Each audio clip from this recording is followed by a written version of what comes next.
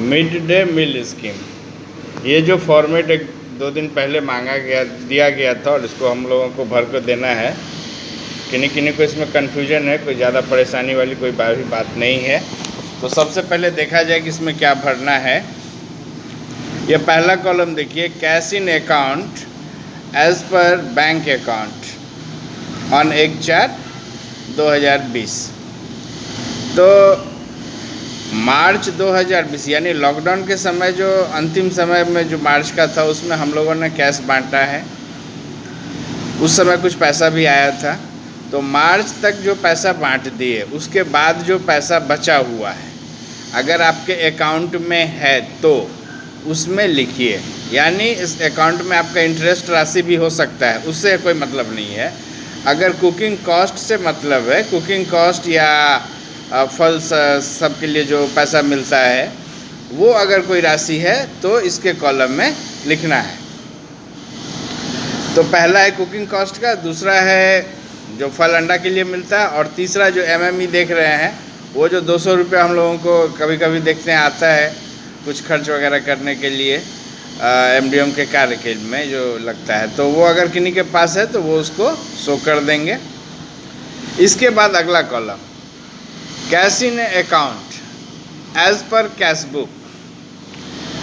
तो ये हो गया कि मार्च 2020 के बाद जो पैसा बचा हुआ है हमारे कैश अकाउंट में, तो वो इसमें लिखना है कैश बुक में, यानी हमारे पास जो है। अब देख लीजिए यहाँ क्या है, प्रायः जो होगी पैसा आया था जो भी, तो हम लोग सारा का सारा पैसा निकाल ही लिए थे।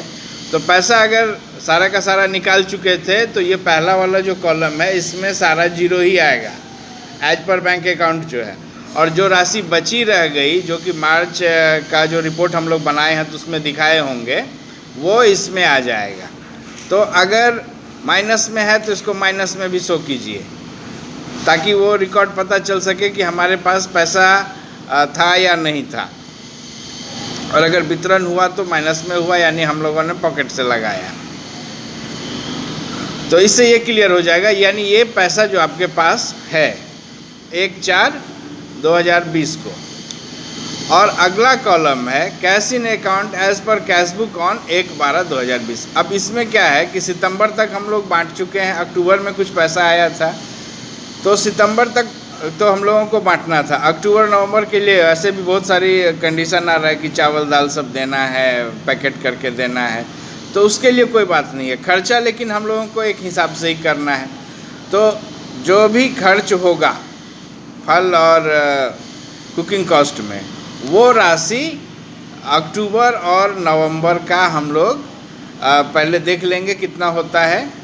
और सितंबर का जो रिपोर्ट तैयार हो रहा है 30 सितंबर का, यानी सितंबर का रिपोर्ट जो है जिसमें हमारा अवशेष राशि है, उस राशि में इसको जोड़ देंगे। अगर हमारे पास कोई राशि नहीं है, ऑलरेडी माइनस में चल रहा है, तो ये माइनस का आंकड़ा और बढ़ जाएगा अक्टूबर और नवंबर जोड़ने के बाद।